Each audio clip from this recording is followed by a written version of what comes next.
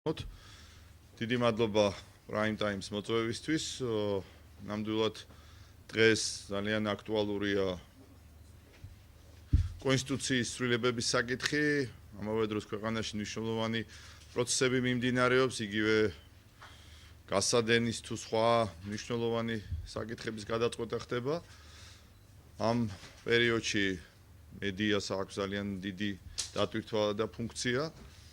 მე მინდა გულდაწყვეტით აღვნიშნო, რომ გუშინ ძირითად ტელევიზიებში გარკვეულად დისბალანსი იყო წარმოჩენილი, როდესაც პრეზიდენტის კომენტარი ოპოზიციური პარტიების განცხადებაზე შუქდებოდა ცალმხრივად, ისე რომ თავად მაყურებლისთვის გაუგებარი იყო რა იყო ოპოზიციური პარტიების განცხადება, რა შინაარსი იყო, ამას არ აცნობდნენ ტელევიზიები და პირდაპირ მიეწოდებოდათ პრეზიდენტის კომენტარი.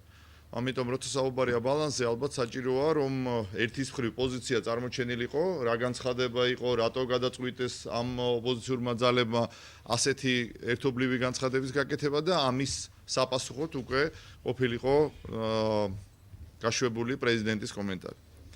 ეხლა მე ზოგადად მზად ვარ თქვენს კითხვას პასუხი გავცემ.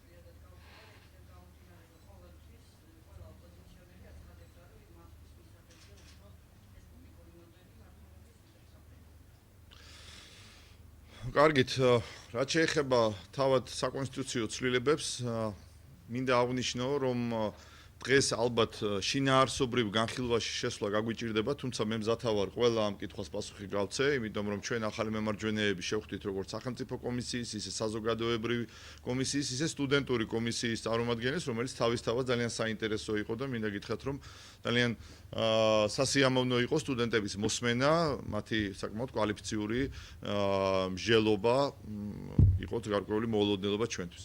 მაგრამ მაინც ყველაზე მნიშვნელოვანი არის საუბარი დღეს პროცესთან დაკავშირებით, რომლის მომსწრენით ჩვენ ვართ. კონსტიტუციაში არის ძალიან ბევრი მნიშვნელოვანი საკითხი, რომელზეც ბევრად უფრო სერიოზული მსჯელობა იყო საჭირო და სახელმწიფო კომისიის მიერ შემუშავებულ პროექტთან დაკავშირებით ჩვენ გვაქვს ძალიან სერიოზული შენიშვნები, თუნდაც იმასთან დაკავშირებით, რომ უქმდება ორგანული კანონის ცნება, რაც ძალიან მნიშვნელოვანი იყო. არ არის წარმოჩენილი საარჩევნო სისტემა საერთოდ და არანაირი წინადადება ამ თვალსაზრისით არ არის. თვითმმართველობის თავის გაჩენა მხოლოდ და მხოლოდ ფორმალობას წარმოადგენს და თვითმმართველობის ავტონომიურობის თვალსაზრისით რეალური ნაბიჯები არ იდგმება არც ფინანსების, არც დონეების, კომპეტენციების თვალსაზრისით. არ არის აქ ოპოზიციის უფლებები წარმოჩენილი და პრაქტიკულად ჩვენ პარლამენტში ვიღებთ უმრავლესობის დიქტატს, მაგრამ მთავარი რაც არის, ეს არის სახელმწიფო მოწყობა და ამ თვალსაზრისით ჩვენ პრაქტიკულად ვიღებთ ახალ კონსტიტუციას.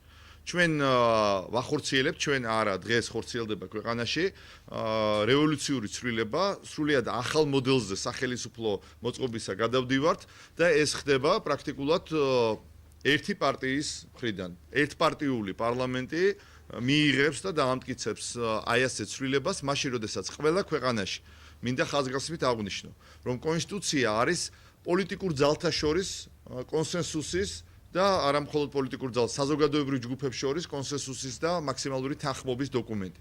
ეს არ არის რაღაცა სტანდარტული ფორმა, ან ერთი, ან მეორე, ან მესამე, რომ აი უნდა აირჩიო და ის მიიღო. მთავარი კონსტიტუციასთან დაკავშირებით არის არა იურიდიული ტექნიკის თვალსაზრისით გამართულობა, არამედ სწორედ აი ეს საზოგადოებრივი თანხმობა, რომ ჩვენ ყველამ ერთად, საზოგადოების სხვადასხვა ჯგუფებმა, სხვადასხვა პოლიტიკური შეხედულების მქონე ადამიანებმა და მოქალაქეებმა, ყველამ ერთიანად ვაღიაროთ და მივცეთ ლეგიტიმაცია კონსტიტუციას, ანუ სახელმწიფო თანაცხოვრების მთავარ წესს და დოკუმენტს. სწორედ ამის დეფიციტი იგრძნობა ამ ცვლილებებთან დაკავშირებით, იმიტომ რომ თავიდანვე სახელმწიფო კომისიაში მთელი რიგი პოლიტიკური ძალები არ იყვნენ წარმოდგენილნი. სულ სხვა ფონზე შეიქმნა ეს კომისია, მაშინ როდესაც პრაქტიკულად ქუჩაში მძვინვარებდა საპროტესტო ტალღა, ამ დროს მოხდა მისი ჩამოყალიბება და დღეს ჩვენ გვაქვს ის მოცემულობა, რომ პრაქტიკულად დღეს პარლამენტი ალბათ კენს უყრის ინიციირებას საერთო სახალხო განხილვისა აგვისტოს თვეში. ჟურნალისტები ხართ და გესმით, რას ნიშნავს აგვისტოს თვეში, რომელიც ყველა ქვეყანაში პოლიტიკურად მკვდარია, საერთო სახალხო განხილვის ჩატარება და პრაქტიკულად 20 აგვისტოს ამ პროცესის დასრულება. მე არ მგონია, რომ აგვისტო იყო საუკეთესო პერიოდი საერთო სახალხო განხილვისთვის და სექტემბერში კონსტიტუციის უკვე მიღება და დასრულება ამ პროცესის. თავისთავად იდეა რომელიც ჩაიდო ამ განცხადებაში 10-მა, როგორც თქვენთვის ცნობილია, 10-მა ოპოზიციურმა პარტიამ, ვინც მოახერხეთ შეჯერება ერთიან პოზიციაზე, გავავრცელეთ განცხადება და ჩამოვაყალიბეთ პოზიცია, რომ იმისთვის, რომ კონსტიტუციას ჰქონდეს საკმარისი ახალ კონსტიტუციას, აი ამ ცვლილებებს, ფუნდამენტურ ცვლილებებს ჰქონდეს საკმარისი ლეგიტიმაცია, სასურველია, რომ თავად საერთო სახალხო განხილვის პროცესი იყოს ხანგრძლივი, საფუძვლიანი და სწორედ ამას უნდა დაუდოს საფუძველი ამ პარლამენტმა, ხოლო მიღების პროცესი, საბოლოო დამტკიცების პროცესი უნდა გაიშალოს ორ პარლამენტზე, ანუ ამ პარლამენტმა დაიწყოს და უნდა დაასრულოს შემდეგი მოწვევის პარლამენტმა, რომელიც აირჩევა თავისუფალ სამართლიან გარემოში.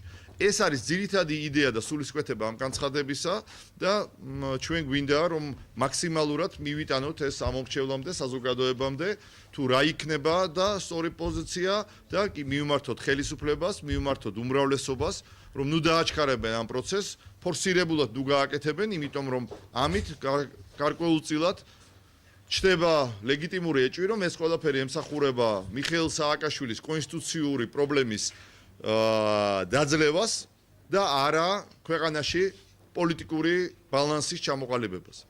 მინდა გითხრათ, რომ ეს ცვლილება თუ ასეთი ფორმით წავიდა, გააჩენს არა პოლიტიკურ ბალანსს უკეთეს ქვეყანაში, არამედ უბრალოდ პრეზიდენტის ინსტიტუტში თავმოყრილი გადაჭარბებული ძალაუფლება გადაინაცვლებს პრემიერ-მინისტრის ინსტიტუტში და პრემიერ-მინისტრი გახდება ისეთივე მონსტრი ცოტა ხანში, როგორიც დღეს გვაქვს პრეზიდენტი. ამიტომ ამ საკითხებზე მსჯელობისთვის, იმისთვის რომ ჩვენ იგივე შეცდომა არ დაუშვათ, ჩვენ ვითხოვთ დროს, ვითხოვთ ძალიან ფართო აქტიურ განხილვებს, შეიძლება ამას დაჭირდეს მთელი შემოდგომა და რაც მთავარია ამ კონსტიტუციის კენჭისყრას არა მხოლოდ ამ პარლამენტის მხრიდან, არამედ მომავალი პარლამენტის მხრიდანაც. ამის პრაქტიკა არის ბევრ ქვეყანაში და შეგიძლიათ კონსტიტუციონალისტებს კითხოთ